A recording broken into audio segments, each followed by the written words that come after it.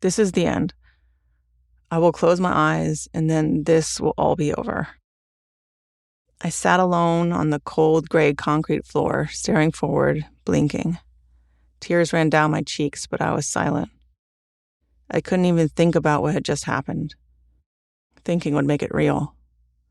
I needed a minute to process, to try to put together the irreparably shattered pieces.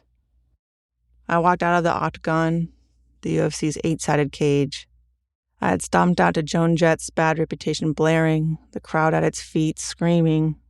I hugged my coaches. I held out my arms to be patted down by cage-side officials. I met my opponent in the middle. The official said, "Fight." I was hit. I tried to hide it, but the world swayed. There was a bell, and my world ended. A million lights burst before my eyes, but I couldn't discern which were real and which were visible only to me. The result of random electrical pulses caused by my brain being jolted inside my skull.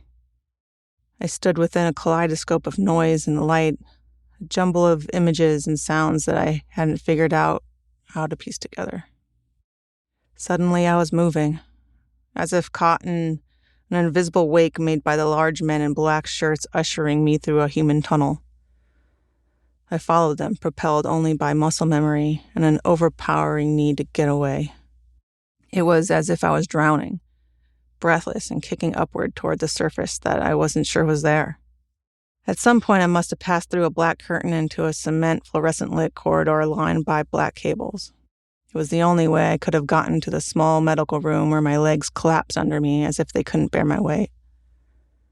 I sat barefoot, covered in a layer of sweat and shivering. I could taste the blood in my mouth, my tongue against a gaping hole of flesh and muscle where my inside bottom lip had once been.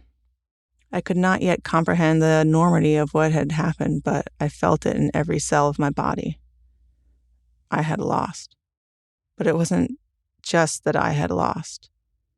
I was still in my body, stuck here in some kind of state between hell and living. Dying would have meant all of this was over.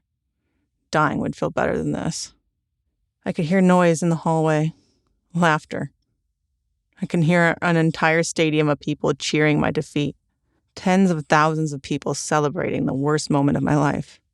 It was the most intense pain and misery and embarrassment and shame I had ever felt. I wanted to kill myself. I wanted to swallow a bottle of painkillers, close my eyes, and end it. Across the room, pressed against the opposite wall, as if trying to shrink themselves into the corner, stood the half-dozen athletic men who made up my team.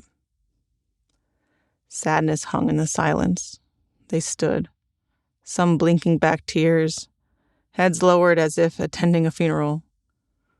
Their eyes darted around the room, glancing at me, concerned but afraid to linger too long.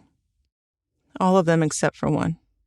The man who would become my husband locked his eyes on me and never looked away. It wasn't a look of pity, disappointment, or sympathy. It was pure love. He looked at me like he would do anything to take my pain away, even if it killed him.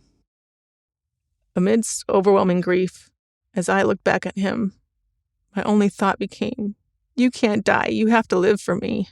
And if he was living for me, I knew I had to live too. It would have been easy to end it that night, to escape the crushing pain I felt and pass that pain to him and my family to bear instead.